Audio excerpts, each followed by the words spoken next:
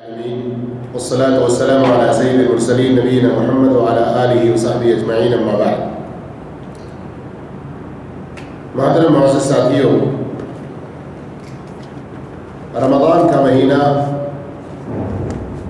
اپنی ساری برکتوں، رحمتوں اور بہت سارے اجر و ثواب کے ساتھ رخصت تو ہوا، لیکن اجر و ثواب کے بہت سارے کام، اللہ کی رحمتوں کو، اس کی مغفرتوں کو پانے کے بہت سارے اسباب وہ بھی ختم ہو گئے یا موجود ہیں؟ موجود ہیں. رمضان میں سب سے بڑا اہم فریضہ روزہ، جس کا بنیادی مقصد اللہ عز و جل نے تقویٰ بتایا.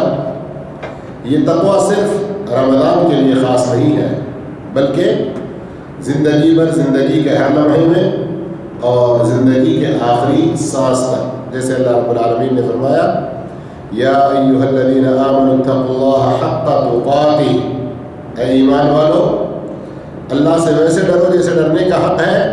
ولا تموتن الا وانتم مسلمون، جب تمہاری موت آئے تم مرنے لگو تو کس حال میں؟ اسلام پر تقوی کے ساتھ زندگی گزارتے ہوئے.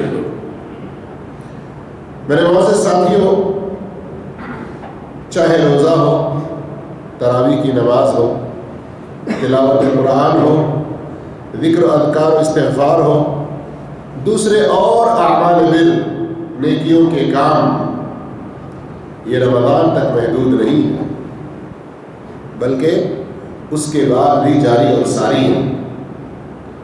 ہاں، رمضان میں روزہ اسلام کے ارکان میں سے ایک رکن اور فرض تھا، لیکن اس کے بعد بھی روزے بہت سارے ہیں اور ان کا اجر و ثواب بھی بہت زیادہ ہے. جو شخص رمضان میں روزہ رکھے ایمان و احتساب کے ساتھ تو اس کے گناہ بخش دیے گئے. جو خوشخبری اللہ کے نبی صلی اللہ علیہ وسلم نے دی، تو آگے سوموار کا روزہ، جمعرات کا روزہ، جس کے بارے میں آپ صلی اللہ علیہ وسلم نے فرمایا کہ ان دنوں میں اعمال اللہ کی بارگاہ میں اٹھا لیے جاتے ہیں. شرک کرنے والے، اپنے دل میں کینہ کپٹ رکھنے والے انسان کے علاوہ باقی سب کی بخشش کی جاتی ہے. غور فرمائیں. آگے پھر اس کے بعد عرفہ کا روزہ آئے گا، جس کے بدلے 2 سال کے گناہ معاف ہوں گے. عاشورے کا روزہ آئے گا، جس کے بدلے 1 سال کے گناہ معاف ہوں گے. تراویح، جو شخص رمضان کے مہینے میں ایمان و احتساب کے ساتھ تراویح ادا کرے تو اس کے پچھلے گناہ بخش دیے گئے. لیکن روزانہ اگر کوئی بندہ کم سے کم 2 رکعت نماز ایسی ادا کرے جس میں اس کا دل اس نماز میں لگا ہوا ہو، تو اللہ کے رسول صلی اللہ علیہ وسلم نے جنت کی خوشخبری دی ہے، گناہوں کی بخشش کی خوشخبری دی ہے. بلکہ صحیح بخاری کی وہ 2 حدیثوں کو اگر آپ سن لیں، ایک وہ حدیث جس میں آپ صلی اللہ علیہ وسلم فرماتے ہیں کہ اللہ عز و جل رات کے تیسرے پہر میں دنیاوی آسمان پر نزول فرماتا ہے اور آواز لگاتا ہے، کون ہے جو مجھ سے سوال کرے میں اسے عطا کروں، کون ہے بخشش طلب کرے تو میں اسے بخش دوں، کون ہے جو مجھ سے دعا کرے تو میں اس کی دعا قبول کروں. ایک دوسری حدیث، جو شخص رات کے وقت میں اس کی آنکھ کھل جائے کسی بھی وقت اور وہ کہے لا الہ الا اللہ وحدہ لا شریک لہ لہ الملک ولہ الحمد وہو علی کل شیء قدیر الحمد للہ وسبحان اللہ ولا الہ الا اللہ واللہ اکبر ولا حول ولا قوة الا باللہ، پھر کہے اللہم اغفر لی، اللہ رب العالمین اس کے گناہ بخش دیتا ہے. اگر وہ اٹھے اور نماز ادا کرے قبلت صلاتہ، تو اس کی نماز بھی قبول ہو جائے گی. میرے بھائیوں، ہم ان نیکیوں کو رمضان کے لیے خاص نہ سمجھیں. بہت سارے بھائی صرف رمضان میں ہی نماز پڑھتے ہیں، باقی دنوں میں چھوڑ دیتے ہیں. کچھ ایسے ہیں جو رمضان میں ہی تلاوت قرآن کرتے ہیں، باقی دنوں میں چھوڑ دیتے ہیں. کچھ ایسے ہیں جو صرف رمضان میں ہی فجر کی نماز کی پابندی کرتے ہیں، باقی دنوں میں نہیں کرتے.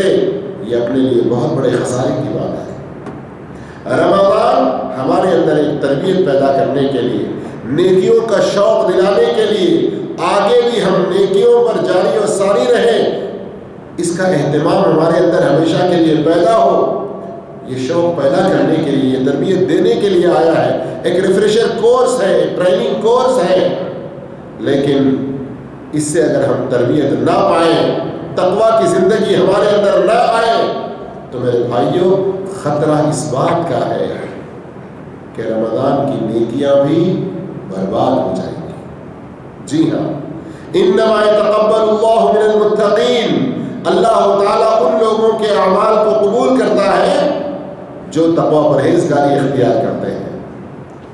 تقویٰ پرہیزگاری یہ ایک وقت کے لیے خاص نہیں ہے، کسی ایک عمل کے ساتھ محدود نہیں ہے۔ حضرت عبداللہ بن مسعود، حضرت علی، حضرت ابو درداء، حضرت عمر بن الخطاب، دیگر متعدد صحابہ کرام سے تقوی کی بہت ساری تعریفیں کی گئی۔ ابن مسعود رضی اللہ عنہ فرماتے ہیں، وہی آیت جو میں نے شروع میں تلاوت کی، سورہ آل عمران کی، یا ایھا الذین آمنوا اتقوا اللہ حق تقاتہ، فرماتے ہیں ان یطاع فلا یعصی، تقوی یہ ہے کہ اللہ کی اطاعت کریں، اس کی نافرمانی نہ کریں، وَأَن يُذْكَرَ فَلَا يُنْسَى، اللہ کا ذکر کرتے رہیں، اسے نہ بھولیں، وَأَن يُشْكَرَ فَلَا يُكْفَرْ، اللہ کا شکر ادا کرتے رہیں اور اس کے ساتھ ناشکری نہ کریں۔ تو یہ صرف رمضان کے ساتھ خاص نہیں ہے، اپنی زندگی میں ہے۔ یہاں ہمیں غور کرنا چاہیے کہ ہم نے اللہ کی عبادت کی یا ہم نے رمضان کی عبادت کی۔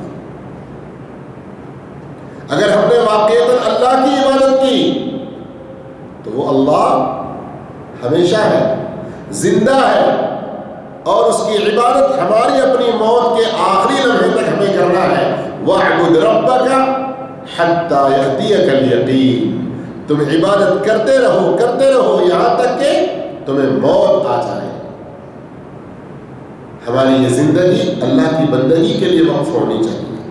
ہمارا کھانا پینا، ہمارا سونا جاگنا، ہمارا اٹھنا بیٹھنا، لوگوں کے ساتھ میل ملاپ، ان کے ساتھ معاملات، ہمارے اخلاق و کردار، ہماری گھریلو زندگی، ہماری عبادات، ساری کی ساری اللہ کی بندگی میں اس کی مرضی کے مطابق ہم گزارنے کی کوشش کریں۔ یہی ہماری زندگی کا اصل مقصد ہے، اسی میں ہمارے لیے کامیابی ہے۔ ایک وقت ہم نے عبادت کی اور باقی زندگی بھر پھر بھولتے رہے، سال کے باقی سارے مہینوں میں اللہ کو ہم نے بھلا دیا، تو یہ اللہ کی اطاعت، اللہ کا ذکر، اللہ کا شکر میں شمار نہیں ہوگا۔ اسی لیے جب بھی ہم فرض نماز ادا کرتے ہیں تو اللہ کے نبی صلی اللہ علیہ وسلم نے ہمیں کیا سکھایا؟ 3 بار استغفر اللہ کہنے کے بعد، اللہم انت السلام پوری پڑھنے کے بعد، رب اعنی علی ذکرک و شکرک و حسن عبادتی، اے میرے پروردگار تو میری مدد فرما تیرا ذکر کرنے، تیرا شکر کرنے، و حسن عبادتی، تیری اچھی عبادت کرتے رہنے کی، تیری عبادت بہت اچھے طریقے سے ہم کرتے رہیں، اس پر تو ہماری مدد فرما۔ غور کیا آپ نے کہ اللہ رب العالمین کی ایک عبادت سے ہی ابھی ہم فارغ ہوئے، نماز جو سب سے بڑی عبادت، لیکن اس کی فراغت کے فوراً بعد پھر یہ ہمیں تعلیم دی گئی۔ اس کا کیا مطلب کہ نماز ایک ایسی عبادت نہیں کہ یہاں آپ نے اللہ کو یاد کر لیا تو اب باقی زندگی آپ کو اپنی منمانی کرنا ہے، نہیں، سلام پھیر کے فارغ ہو کے باہر نکلے تو بھی آپ کو اپنی جو زندگی گزارنا ہے وہ اللہ کی مرضی کے مطابق گزارنا ہے۔ اس لیے نماز سے فارغ ہونے کے بعد اب میں باہر دنیا میں جا رہا ہوں، لیکن وہاں بھی میں تجھے نہ بھولوں، میں تجھے یاد کرتا رہوں، کسی طرح تیری ناشکری نہ ہونے پائے، اور میں تیری اچھے طریقے سے عبادت کرتا رہوں، اس میں تو میری اور مدد فرماتا رہا ہے پروردگار۔ یہ دعائیں ہمیں سکھائی جا رہی ہیں۔ جمعہ کی نماز، جمعہ کے نام سے خاص صورت، اس کے اندر اللہ رب العالمین نے آخر سے دوسری آیت میں کیا فرمایا؟ فَإِذَا قُضِيَتِ الصَّلَاةُ فَانتَشِرُوا فِي الْأَرْضِ وَابْتَغُوا مِنْ فَضْلِ اللَّهِ وَاذْكُرُوا اللَّهَ كَثِيرًا۔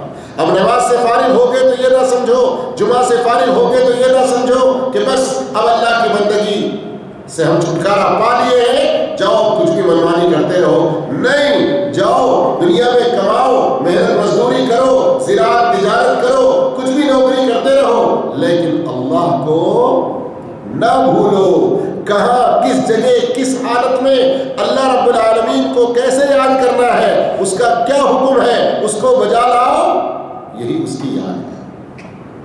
ذکر کا یہ عمومی مفہوم ہے۔ اس لیے میرے بھائیوں، رمضان سے تو ہم رخصت ہوئے، لیکن نیکیوں سے ہم فارغ نہیں ہوئے، نیکیوں سے ہم رخصت نہیں ہوئے۔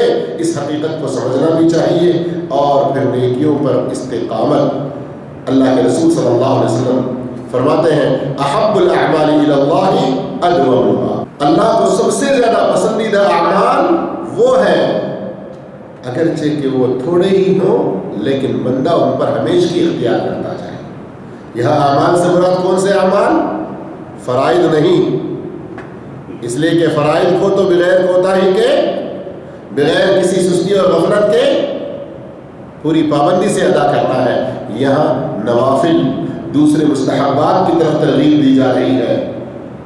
اور میرے بھائیوں، رمضان کے فوراً بعد ایک مسلمان کو جن نیکیوں کا حکم دیا گیا ہے، ان میں سر فہرست شوال کے 6 روزے ہیں۔ شوال کے 6 روزے ہیں۔ شوال کے یہ روزے اگر ہم احادیث پر زیادہ گہری نظر رکھتے ہوئے ان سے بہت سارے مسائل استنباط کرنے والے محدثین، ائمہ سلف، ان کی کتابوں کو کھنگالیں، ان کی کتابوں کو پڑھیں تو بڑے عجیب و غریب نکات ہمارے سامنے آتے ہیں۔ شوال کے روزوں کے بارے میں ایک بڑی مشہور حدیث ہم سنتے ہیں، من صام رمضان ایمانا واحتسابا غفر له ما تقدم من ذنبه، کہ جو رمضان کے روزے رکھے پھر اس کے بعد اس کے پیچھے شوال کے 6 روزے رکھے تو اس کو زندگی بھر روزے رکھتے رہنے کا اجر و ثواب ملتا رہتا ہے۔ بس یہ ایک حدیث ہم سنتے ہیں، لیکن امام ابن رجب رحمۃ اللہ علیہ، اللہ رب العالمین نے سلف کے بہت بڑے علم سے ان کو مالا مال کیا، اپنی مشہور کتاب لطائف المعارف کے اندر اور بھی بہت سارے فائدے ہمیں گناتے ہیں، بہت سارے فائدوں سے ہمیں باخبر کرتے ہیں۔ ذرا ان کی طرف بھی توجہ فرمائیں۔ شوال کے یہ 6 روزے رکھنے میں ہمارے معاشرے میں بہت سارے لوگ سستی برتتے ہیں، غفلت کرتے ہیں، مہینہ پورا گزرنے کو آتا ہے لیکن ان روزوں سے بڑے دور ہوتے ہیں۔ نہ میرے بھائیوں، ذرا ہم اپنی حالت پر غور کریں۔ ہم رمضان کے مہینے میں کڑی دھوپ میں سخت گرمی کو برداشت کرتے ہوئے مسلسل لگاتار بغیر ناغہ کیے ہوئے 30 روزے 29 روزے رکھے تو پورے مہینے میں صرف 6 روزے رکھنا کیا بھاری ہوگا؟ بھاری ہرگز نہیں ہوگا، مشکل ہرگز نہیں ہوگا، اگر دل کے اندر تقویٰ ہو، دل کے اندر اللہ کی محبت ہو، روزے کی اہمیت اور اس کی فضیلتوں کو ہم اچھی طرح محسوس کریں تو کوئی مشقت نہیں ہوگی۔ نمبر 1 فائدہ یہی آپ اچھی طرح اپنے دل و دماغ میں بٹھا لیں کہ روزے رکھتے ہیں ہم 35 یا 36، لیکن فائدہ کتنا ملتا ہے؟ 360 روزوں کا، جیسے کہ ثوبان رضی اللہ عنہ کی حدیث مسند احمد، صحیح ابن خزیمہ اور دوسری حدیث کی کتابوں میں ہے۔ نبی کریم صلی اللہ علیہ وسلم فرماتے ہیں صیام رمضان ب10 اشہر، رمضان کے روزے 10 مہینے کے روزوں کے برابر، اور شوال کے 6 روزے 2 مہینے کے روزوں کے برابر۔ تو گویا اس طرح جو مسلمان ہر سال رمضان کے روزوں کے بعد شوال کے روزوں کی پابندی کرتا ہے تو گویا اس نے زندگی بھر روزہ رکھا، اتنا بڑا اجر و ثواب آپ کو دیا جاتا ہے۔ شوال کے روزوں کا ایک دوسرا فائدہ یہ گناتے ہیں کہ جس طرح فرض نماز سے پہلے اور بعد کی سنتیں ہیں، اس طرح گویا رمضان سے پہلے شعبان کے مہینے کی اور رمضان کے بعد شوال کے مہینے کہ یہ جو روزے ہیں ان فرض نمازوں سے پہلے اور بعد کی سنتوں کی طرح۔ آپ نے اس سے پہلے سن لیا کہ شعبان کے مہینے میں اللہ کے نبی صلی اللہ علیہ وسلم بکثرت روزے رکھا کرتے تھے۔ نیز یہ بھی بات ہے، آپ چاہیں تو اس کو تیسرے فائدے میں گنا لیں کہ جس طرح فرض نمازوں میں جب اللہ کے یہاں نمازوں کا حساب ہوگا تو اس میں اگر کچھ کمی ہو گئی تو اللہ تعالیٰ نفلوں کے ذریعے اس کمی کو پورا کرتا ہے. تو اسی طرح جب روزوں کا حساب و کتاب ہوگا تو اس میں جو کمی ہوگی، کوتاہی ہوگی، اس کو نفل روزوں کے ذریعے پورا کیا جائے گا. ایک اور فائدہ اس کا یہ ہے کہ رمضان کے بعد شوال کے روزوں کی پابندی یہ صیام رمضان کے قبولیت کی علامت ہے. اس لیے کہ جب اللہ تعالیٰ کسی بندے کے عمل کو قبول کرتا ہے تو اسے اور زیادہ نیک عمل کی توفیق دیتا رہتا ہے. شوال کے روزوں کا ایک بہت بڑا فائدہ یہ بھی ہے، جیسے بخاری کی وہ مشہور حدیث جس میں اللہ کے نبی صلی اللہ علیہ وسلم فرماتے ہیں کہ اللہ رب العالمین نے فرمایا جو میرے کسی ولی سے دشمنی کرے میں اس سے اعلان جنگ کرتا ہوں. پھر اس کے بعد فرمایا میرا بندہ میرے فرائض کو ادا کرتا رہے یہ مجھے سب سے زیادہ پسندیدہ ہے.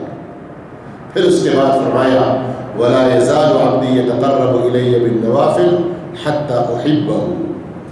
بندہ نوافل کا اہتمام کرتے ہوئے میری قربت حاصل کرتا رہتا ہے یہاں تک کہ میں اس سے محبت کرنے لگتا ہوں. اللہ اکبر. غور کیا آپ نے؟ اگر شوال کے روزوں میں سستی برتتے ہیں تو گویا اپنے آپ کو اللہ کا محبوب بندہ بننے میں خود ہی رکاوٹ ڈال رہے ہیں. میرے بھائیوں اس حدیث پر ذرا ایک اور مرتبہ غور کریں. آپ ہم میں سے ہر کوئی دعویٰ تو بہت کرتا ہے کہ میں اللہ سے محبت کرتا ہوں، لیکن اس حدیث کے اندر ہم اللہ سے محبت کر رہے ہیں یہ نہیں، بلکہ اگر ہم نوافل کی پوری پابندی کرتے رہیں حتی احبہ، اللہ کہہ رہا ہے کہ نفلوں کی پابندی کرنے والے بندے سے میں محبت کرتا ہوں. یعنی اللہ کی محبت ہمیں حاصل ہوگی. یہ بہت بڑی ڈگری، یہ بہت بڑی شہادت اور بہت بڑی خوشخبری دی جا رہی ہے. لیکن یہ کیسے حاصل ہوگی؟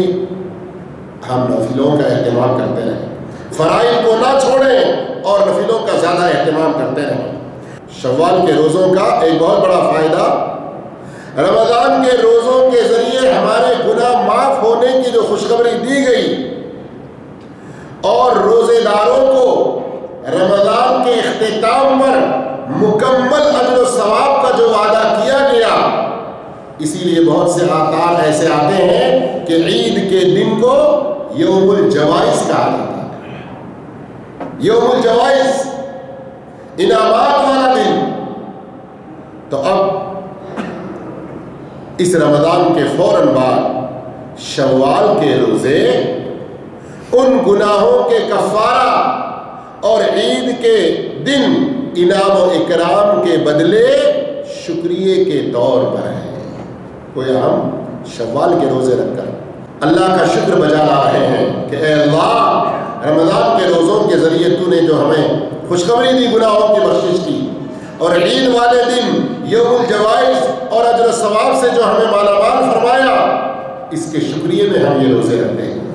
جیسے نبی کریم صلی اللہ علیہ وسلم کے بارے میں آتا ہے کہ آپ صلی اللہ علیہ وسلم راتوں میں اتنی دیر دیر تک تہجد پڑھتے کہ آپ کے پیروں میں ورم آ جاتا. آپ سے پوچھا گیا کہ آپ کے اگلے پچھلے گناہ بخش دیے گئے ہیں، کیوں آپ اتنی دیر تک عبادت کرتے ہوئے اپنے پیروں میں ورم آتے ہوئے آپ برداشت کر رہے ہیں؟ تو آپ صلی اللہ علیہ وسلم نے کیا فرمایا؟ افلا احب ان اکون عبدا شکورا. کیا مجھے یہ بات پسند نہیں کہ میں اللہ رب العالمین کا شکر گزار بندہ بن جاؤں؟ غور کیجئے، اللہ کے نبی صلی اللہ علیہ وسلم، اللہ رب العالمین نے جو آپ کے اگلے پچھلے گناہ معاف کر دیے ہیں، اس کے شکریہ کے طور پر بکثرت نفل عبادت بالخصوص تہجد کی پابندی کرتے ہیں. تو رمضان کے روزوں کے ذریعے جہاں ہمیں گناہوں کی معافی کی خوشخبری ملی، تو ہم شوال کے روزے بطور شکرانہ کے رکھیں تو یہ کتنی بڑی خوشی کی بات ہے. اور نیز اللہ رب العالمین نے جیسے فرمایا سورہ بقرہ آیت نمبر 185 میں وَلِتُكَبِّرُوا اللَّهَ عَلَى مَا هَدَاكُمْ وَلَعَلَّكُمْ تَشْكُرُونَ، تاکہ تم اللہ رب العالمین کی خوب بڑائی بیان کرو اس بات پر کہ اس نے تمہیں ہدایت دی، تمہیں توفیق دی رمضان اس کی مرضی کے مطابق گزارنے کی، وَلَعَلَّكُمْ تَشْكُرُونَ، اور تاکہ تم شکر گزاری اس کی کرتے رہو۔ تو شوال کے روزے اس کے جہاں بہت سارے فائدے ہیں، ایک یہ بھی ہے کہ گویا ہم اللہ رب العالمین کا شکر ادا کر رہے ہیں۔ اور اسی طرح سے میرے بھائیوں، رمضان کے بعد شوال کے روزے رکھنا اس کا ایک بہت بڑا فائدہ یہ بھی ہے کہ انسان رمضان کے روزے بھلے وہ کتنی ہی پابندی سے رکھے، لیکن کچھ نہ کچھ کوتاہی، کچھ نہ کچھ کمی، کسی نہ کسی طرح کا فطور اس میں آ جاتا ہے، اور اس طرح کے ان نفلی روزوں کے ذریعے ہماری وہ کمزوریاں دور ہو کر اللہ رب العالمین ان خطاؤں کو درگزر فرماتے ہوئے نیکی سے محبت ہمارے اندر باقی رکھتا ہے۔ اور یہ بھی اللہ رب العالمین کی خاص توفیق ہے، جیسے سورہ حجرات میں اللہ رب العالمین نے فرمایا وَلَٰكِنَّ اللَّهَ حَبَّبَ إِلَيْكُمُ الْإِيمَانَ وَزَيَّنَهُ فِي قُلُوبِكُمْ وَكَرَّهَ إِلَيْكُمُ الْكُفْرَ وَالْفُسُوقَ وَالْعِصْيَانَ۔ یہ اللہ رب العالمین کا خاص فضل ہے، اس کی خاص مہربانی ہے کہ اس نے تمہارے دلوں میں ایمان کو محبوب بنا دیا، تمہارے دلوں کو ایمان سے آراستہ کر دیا، اور تمہارے دلوں میں کفر، فسق اور نافرمانی سے نفرت ڈال دی۔ تو اب ہم وقتاً فوقتاً یہ نفل روزے رکھتے رہیں، نفل نمازیں پڑھتے رہیں، دوسری نفلی عبادتیں کرتے رہیں۔ کیوں؟ بندہ اگر خالی رہے گا تو شیطان اسے برائی کی طرف کچل دے گا۔ اگر وہ نیکیوں پر اپنے آپ کو نیکی کے راستے پر ڈال لے، نیکی کا ہو کر اپنے آپ کو بنا لے، تو پھر وہ شیطان سے بہت دور رہے گا۔ اللہ رب العالمین کی مہربانیاں اس پر برابر برستی رہیں گی۔ اسی طرح گناہ کے بعد اگر نیکی ہو جائے تو اس بات کی امید ہے کہ اس نیکی سے وہ گناہ مٹ جائے گا۔ اس سے زیادہ اچھی بات یہ ہے کہ نیکی کے بعد پھر نیکی ہی کرتے رہیں، لیکن نیکی کے بعد گناہ میں پڑ جانا یہ بہت بڑے خطرے کی بات ہے کہ پہلی والی نیکیاں ضائع ہو جانے اور ان کے ختم ہو جانے کا خطرہ ہوتا ہے۔ جیسے سورہ نحل کے اندر اللہ رب العالمین نے ایک واقعہ ذکر کیا، ویسی حالت ہماری نہ ہو جائے۔ وَلَا تَكُونُوا كَالَّتِي نَقَضَتْ غَزْلَهَا، اس عورت کی طرح نہ ہو جانا جو بڑی محنت کر کے اون کے ذریعے کچھ کپڑا بنا لیتی ہے، لیکن اون سے جو کپڑے بنتے ہیں آپ کو بھی پتا ہوگا کہ اس میں ایک ایسی جگہ ہوتی ہے کہ وہ گرا کھل جائے تو سارا کا سارا کھل جاتا ہے، بیکار ہو جاتا ہے۔ آپ لوگوں نے جالی کی ٹوپیوں کو دیکھا ہوگا کئی مرتبہ۔ اس میں کیا سمجھانا چاہ رہا اللہ رب العالمین ایسی مثال قرآن مجید میں پیش کر کے کہ اے لوگوں، خوب محنت کر کے نیکیاں کرنے کے بعد، اچھے کام کرنے کے بعد، ایمان کے راستے پر آنے کے بعد پھر ایسے گناہوں میں ملوث نہ ہو جاؤ جس کی وجہ سے وہ تمہاری ساری کی ساری نیکیاں برباد ہو جائے اور ان پر پانی گر جائے۔ اس لیے ہم صرف رمضانی مسلمان نہ بنے، ربانی مسلمان بنے، اللہ والے مسلمان بنے، ایسے مسلمان کہ ہمارے مرتے دم تک بھی ہم نیکیوں پر قائم رہنے والے ہوں۔ آخر میں میرے بھائیوں، شوال کے روزوں کے حوالے سے کچھ اور چھوٹے چند ضروری مسائل کہ جو بھی اب تک شوال کے روزے نہیں رکھے ہیں، اب تو کم سے کم ارادہ بنا لیں، چند دن جو باقی رہ گئے ہیں شوال کے مہینے کے اختتام کے لیے، مہینہ ختم ہونے سے پہلے یہ روزے رکھنے کی ضرور کوشش کریں۔ رمضان کے مہینے میں اگر کسی کے روزے چھوٹ گئے تو وہ شخص پہلے اپنے چھوٹے ہوئے روزے پورے کرے، پھر اس کے بعد شوال کے روزے رکھے۔ بعض ائمہ سے، بعض اہل علم سے کچھ ایسے فتوے ملتے ہیں کہ رمضان کے چھوٹے ہوئے روزے چاہے جب بھی پورے کر لیں لیکن شوال کے روزے شوال میں رکھیں. لیکن اکثر اہل علم کا یہ کہنا ہے کہ آپ صلی اللہ علیہ وسلم نے فرمایا من صام رمضان ثم اتبعہ جو رمضان کے روزے رکھے پھر اس کے پیچھے ہی. یہ اتباع کا لفظ سنتے رہتے ہیں آپ لوگ, پیچھے آنے کو کہتے ہیں, تابع پیچھے آنے والا, چلنے والا. تو رمضان کے روزوں کے بعد شوال کے روزے رکھنے کا حکم دیا جا رہا ہے. تو اس لیے اکثر اہل علم کا یہی کہنا ہے کہ رمضان میں چھوٹے ہوئے روزے پہلے رکھے جائیں, اس کے بعد شوال کے روزے رکھیں. بعض اہل علم نے یہ بھی کہا کہ شوال کے روزے دوسرے ہی تاریخ سے یعنی عید کے دوسرے دن سے کنٹینیو 6 دن رکھیں. لیکن اکثر اہل علم کا یہ کہنا ہے اور اسی میں امت کے لیے راحت بھی اور اس کے خلاف نبی کریم صلی اللہ علیہ وسلم کی کوئی صریح حدیث یا صحابہ کا عمومی تعامل نہیں. اس لیے درست بات یہ ہے کہ شوال کے 6 روزے آپ پورے مہینے میں کبھی بھی رکھ سکتے ہیں, لگاتار بھی رکھ سکتے ہیں, الگ الگ مفرد بھی رکھ سکتے ہیں. اور جیسے بات اہل علم نے بھی مشورہ دیا کہ اگر کوئی سوموار جمعرات اس طرح رکھنے کی عادت ڈال لے تو بھی اچھی بات ہے, تاکہ شوال گزر جانے کے بعد سوموار اور جمعرات کے روزوں کی بھی اسے کیا ہو عادت ہو جائے. اور اس طرح سے میرے بھائیوں, شوال کے روزوں کے حوالے سے بعض لوگوں میں ایک بڑی غلط فہمی ہے. بعض دفعہ پوچھا کہ کیا شوال کے روزے رکھ رہے ہیں, تو کہا نہیں رکھے ہیں اور ہم رکھتے بھی نہیں. پوچھا کیوں؟ اس لیے کہ اگر 1 سال رکھیں تو پھر ہر سال رہنا ضروری ہے. اب پتہ نہیں آگے سالوں میں ہم رکھ پائیں گے نہیں رکھ پائیں گے, اس لیے شوال کے روزے ہم نہیں رکھتے. یہ بھی ایک شیطانی خیال ہے, یہ غلط سوچ ہے, غلط وسوسہ ہے. آگے مستقبل کا کسے پتا ہے؟ اگلے سال زندہ رہنے کا کس کو پتا ہے؟ اللہ نے ابھی ہمیں زندگی دی, اب نیکی کرنے کا موقع ہے, اس سے ہم بھرپور فائدہ اٹھانے کی کوشش کریں. اور اگر کبھی ایسا ہو گیا کہ کوئی سال آیا شوال کا اور ہم کسی وجہ سے روزہ نہ رکھ سکے شوال کا, تو یہ بات نہیں ہے کہ پچھلے شوال میں جو ہم روزہ رکھے تھے وہ قبول نہیں ہوں گے, ضرور قبول ہوں گے. اس لیے یہ سوچ ہی سراسر غلط ہے. اور عجیب بات آئی تو ذکر کر دوں کہ کل ہی ایک صاحب سے بات ہو رہی تھی. سنا کہ آپ پہلے نماز پڑھتے تھے لیکن ابھی نماز پابندی سے نہیں پڑھ رہے ہیں, کیا بات ہے, کیوں نماز نہیں پڑھ رہے ہیں؟ تو کیا جواب دیتے ہیں؟ کہتے ہیں کہ نہیں, نماز کے بارے میں مجھے پتا ہے, نماز کی اہمیت کا مجھے علم ہے, لیکن چونکہ میں بڑی مشکل اور پریشانی میں ہوں, میرا من اچھا نہیں رہتا,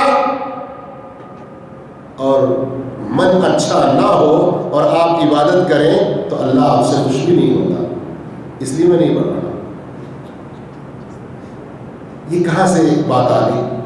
کیسے کیسے شیطان وسوسے ڈالتا ہے لوگوں کے دلوں میں. کیا ہے ان کی سوچ؟ من میرا اچھا نہیں, اگر اس حال میں اللہ کی عبادت کروں تو اللہ بھی خوش نہیں ہوتا. یہ سراسر غلط بات ہے, یہ شیطانی وسوسہ ہے, شیطانی دھوکہ ہے. دنیا کے ناحیے سے آپ کتنے ہی بے چین ہوں, کتنے پریشان حال ہوں, لیکن اللہ سے آپ اپنا تعلق نہ توڑیں. بلکہ صحیح بات تو یہ ہے کہ آپ کا من جو اچھا نہیں, وہ آپ کا من اس لیے اچھا نہیں کہ آپ اللہ سے دور ہوتے جا رہے ہیں, اللہ سے دور ہوتے جا رہے ہیں. دنیا میں آج بھی بہت سے ایسے سچے واقعات ہیں, رسول کے زمانے کے, صحابے کے زمانے کے نہیں, ابھی اس وقت پریزنٹ دنیا بھر کے پریشانیوں میں, دنیا کے بھر کے مسائل میں الجھا ہوا آدمی, جب اسے سجدے کی اہمیت معلوم ہوتی ہے, نماز کی اہمیت معلوم ہوتی ہے, خلوص دل سے نماز پڑھتا ہے, تو کتنا اس کا بوجھ ہلکا ہوتا ہوا محسوس ہوتا ہے. دنیا کی وہ ساری پریشانیاں بڑی جگہ, لیکن دل جو اس کا بہت بھاری تھا, بہت وزنی تھا, اور ان ساری پریشانیوں کی وجہ سے وہ خودکشی کر لے، اس طرح تک سوچنے لگتا تھا. لیکن جب اللہ رب العالمین کی عبادت میں اپنے آپ کو لگا دیا، نماز جیسی عظیم چیز اور یہ عظیم عزت والی جگہ پیشانی کو اللہ کے آگے جھکا لیا اور اس دل کو اللہ کے حکم کے تابع کر دیا، تو اللہ رب العالمین اس دل کے اندر سکون، اطمینان، چین، راحت ڈال دیتے ہیں، جس سے الحمدللہ انسان اپنے اندر بہت ہلکا پن محسوس کرتا ہے. اور سچی بات ہے، جس قدر اللہ رب العالمین پر ایمان پختہ ہو، آخرت کے دن پر ایمان پختہ ہو، نماز کی محبت اسی قدر زیادہ ہوگی. جیسے اللہ رب العالمین نے فرمایا وَاسْتَعِينُوا بِالصَّبْرِ وَالصَّلَاةِ، صبر اور نماز کے ذریعے تم مدد حاصل کرو. وَإِنَّهَا لَكَبِيرَةٌ، یہ نماز بڑی بھاری چیز ہے عام لوگوں کے لیے، دنیا پرستوں کے لیے. إِلَّا عَلَى الْخَاشِعِينَ، یہ بھاری ان لوگوں کے لیے نہیں ہے جن کے دلوں میں خشوع ہو. کون ہے وہ؟ الذین یظنون انہم ملاقو ربہم وانہم الیہ راجعون، جو اس بات کا یقین رکھتے ہیں کہ اپنے رب سے ملاقات کرنا ہے اور اسی کی طرف پلٹ کر جانا ہے. اور اسی نماز کے بارے میں اللہ رب العالمین نے سورہ رعد کے اندر فرمایا الذین آمنوا وتطمئن قلوبهم بذکر اللہ الا بذکر اللہ تطمئن القلوب. جو ایمان والے ہیں ان کے دلوں کو اللہ کے ذکر سے اطمینان نصیب ہوتا ہے. سنو، یہ سچی بات ہے، اللہ کے ذکر ہی سے دلوں کو اطمینان اور سکون نصیب ہوتا ہے. اس لیے میرے بھائیوں، یہاں ذکر سے مراد عام ذکر کے علاوہ نماز بھی ہے، اس لیے کہ نماز اللہ کا سب سے بڑا ذکر ہے. اقم الصلاۃ لذکری، جیسے اللہ رب العالمین نے موسیٰ علیہ السلام کو حکم دیا. تو بہرحال رمضان سے فراغت کے بعد ہم نیکیوں سے چھٹی نہیں پائے ہیں. رمضان چلا گیا لیکن اللہ زندہ ہے. جب تک ہماری اس جسم میں جان ہے، آخری سانس تک اللہ کی بندگی ہمیں کرتے رہنا ہے. رمضان رخصت ہو چکا ہے، رحمتوں کا، مغفرتوں کا، جہنم سے آزادی کا یہ مہینہ رخصت ہوا، لیکن اس کی رحمتیں ختم نہیں ہوئی، ابھی بھی برستی ہے. اس کی مغفرتیں ختم نہیں ہوئی، ابھی بھی وہ لوگوں کو معاف کرتا ہے. جہنم سے چھٹکارے کے دن ابھی بھی باقی ہے. ہم ایسے اعمال کرتے رہیں جن سے اس کی رحمتیں، مغفرتیں اور جہنم سے چھٹکارا پانے کی کوشش کرتے رہیں. اللہ ہم سب کو توفیق عطا فرمائے. جزاکم اللہ خیرا. سبحانک اللہم و بحمدک، اشہد ان لا الہ الا انت، استغفرک و اتوب